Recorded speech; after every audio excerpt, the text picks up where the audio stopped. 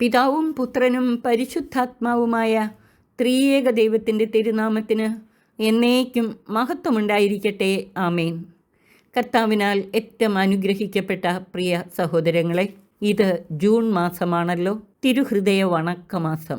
ഈ മാസത്തിൽ ശേഷിക്കുന്ന ദിവസങ്ങൾ പരിശുദ്ധ ഫ്രാൻസിസ് മാർപ്പാപ്പയുടെ സ്വർഗീയ മധ്യസ്ഥതയിൽ ഈശോയുടെ തിരുഹൃദയത്തെക്കുറിച്ച് നമുക്ക് ധ്യാനിക്കാം. അവിടുന്ന് നമ്മെ സ്നേഹിച്ചു എന്ന തൻ്റെ അവസാനത്തെ ചാക്രിക ലേഖനത്തിലൂടെ ഈശോയുടെ ദിവ്യ ഹൃദയത്തിലേക്ക് നാം ഏവരെയും ആകർഷിച്ചടുപ്പിച്ചുകൊണ്ടാണല്ലോ പരിശുദ്ധ ഫ്രാൻസിസ് മാർപ്പാപ്പ നമ്മിൽ നിന്ന് വാങ്ങിപ്പോയത്, സ്വർഗത്തിലേക്ക് കടന്നുപോയത്.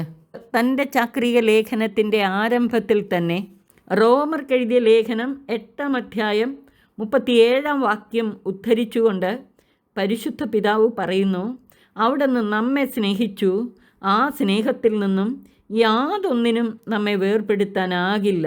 യേശു തമ്പുരാൻ്റെ വാക്കുകളും പരിശുദ്ധ പിതാവ് നമ്മെ ഓർമ്മിപ്പിക്കുന്നു. യേശു തമ്പുരാൻ പറയുന്നു, പിതാവ് എന്നെ സ്നേഹിച്ചതുപോലെ ഞാനും നിങ്ങളെ സ്നേഹിച്ചു, നിങ്ങൾ എൻ്റെ സ്നേഹത്തിൽ നിലനിൽക്കുവിൻ. ഞാൻ എൻ്റെ പിതാവിൻ്റെ കൽപ്പനകൾ പാലിച്ച് അവിടുത്തെ സ്നേഹത്തിൽ നിലനിൽക്കുന്നത് പോലെ നിങ്ങൾ എൻ്റെ കൽപ്പനകൾ പാലിച്ചാൽ എൻ്റെ സ്നേഹത്തിൽ നിലനിൽക്കും. ഇത് ഞാൻ നിങ്ങളോട് പറഞ്ഞത് എൻ്റെ സന്തോഷം, എൻ്റെ ആനന്ദം നിങ്ങളിൽ കുടികൊള്ളാനും നിങ്ങളുടെ ആനന്ദം പൂർണ്ണമാകാനും വേണ്ടിയാണ്. ഇതാണ് എൻ്റെ കൽപ്പന, ഞാൻ നിങ്ങളെ സ്നേഹിച്ചതുപോലെ നിങ്ങളും പരസ്പരം സ്നേഹിക്കണം. വിശുദ്ധ യോഹന്നാൻ ശ്ലീഹ എഴുതിയ സുവിശേഷം 15-ാം അധ്യായം 9 മുതൽ 12 വരെയുള്ള വാക്യങ്ങൾ. വിശുദ്ധ യോഹന്നാൻ ശ്ലീഹ പറയുന്നു, ഈ ലോകം വിട്ട് പിതാവിൻ്റെ സന്നിധിയിലേക്ക് പോകാനുള്ള സമയമായി എന്ന് പെസഹ തിരുനാളിന് മുമ്പ് യേശു അറിഞ്ഞു. ലോകത്തിൽ തനിക്ക് സ്വന്തമായുള്ളവരെ അവൻ സ്നേഹിച്ചു, അവസാനം വരെ സ്നേഹിച്ചു. യോഹന്നാൻ 13:1. അതെ, അവിടുന്ന് നമ്മെ അവസാനം വരെ സ്നേഹിച്ചു. തൻ്റെ തുറക്കപ്പെട്ട വിലാവിൽ നിന്ന് തിരുച്ചങ്കിലെ അവസാന തുള്ളി രക്തം വരെയും നമുക്കായി ഒഴുക്കി തന്നു. അങ്ങനെ നമ്മളോടുള്ള അനന്ത സ്നേഹം പ്രകടമാക്കി. ഈ സ്നേഹത്തിൻ്റെ പ്രതീകമാണ് ഈശോയുടെ തിരുഹൃദയം. തിരുഹൃദയ വണക്കമാസത്തിൽ മാത്രമല്ല, നാം നിരന്തരം ധ്യാനിക്കേണ്ട ഒരു വിഷയമാണ് ഈശോയുടെ ദിവ്യഹൃദയത്തിൻ്റെ അനന്ത സ്നേഹം.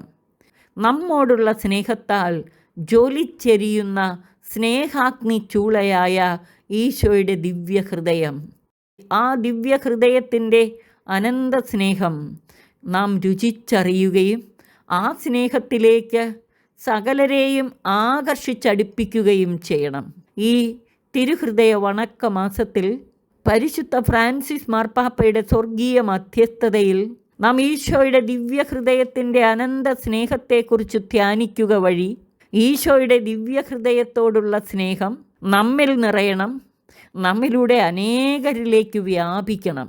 ഈ പ്രഭാഷണം അനേകരോട് പങ്കുവച്ച് ഈശോയുടെ തിരുഹൃദയത്തിൻ്റെ ദിവ്യ സ്നേഹത്തിലേക്ക് ആകർഷിച്ചടുപ്പിക്കാൻ ശ്രമിക്കണം. അങ്ങനെ ഈശോയുടെ സ്നേഹ സാമ്രാജ്യം അതിവേഗം വ്യാപിക്കട്ടെ.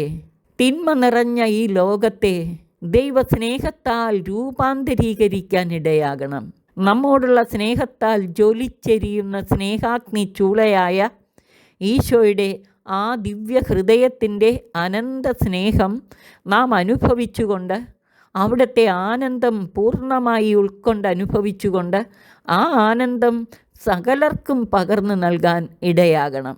ഈ തിരുവചന ഭാഗങ്ങളിലൂടെ നമ്മോട് ഈശോ ആവശ്യപ്പെടുന്നത് 2 പ്രധാന കാര്യങ്ങളാണ്. ഒന്ന്, നാം ഈശോയുടെ കൽപ്പനകൾ പാലിച്ച് അവിടുത്തെ സ്നേഹത്തിൽ നിലനിൽക്കണം.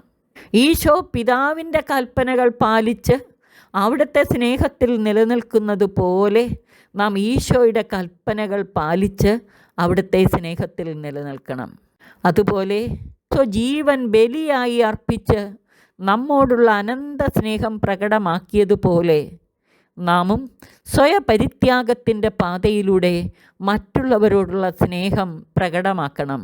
ഈശോ പറഞ്ഞത് അതാണല്ലോ, ഞാൻ നിങ്ങളെ സ്നേഹിച്ചതുപോലെ നിങ്ങളും പരസ്പരം സ്നേഹിക്കുവിൻ. ഈശോയുടെ ദിവ്യഹൃദയത്തോടുള്ള ഭക്തി ലോകത്തിൽ അതിവേഗം വ്യാപിക്കുന്നതിനും അങ്ങനെ ഈശോയുടെ അനന്ത സ്നേഹം മനുഷ്യഹൃദയങ്ങളിൽ നിറയുന്നതിനും ഈ സ്നേഹത്താൽ തിന്മയുടെ മേൽ വിജയം വരിച്ച് നമ്മുടെ കർത്താവിൻ്റെ അനന്ത സ്നേഹത്തിലേക്ക് സകലരെയും ആകർഷിച്ചടുപ്പിക്കാനും ഇടയാകണം. അതിനായി പരിശുദ്ധ ഫ്രാൻസിസ് മാർപ്പാപ്പയുടെ സ്വർഗീയ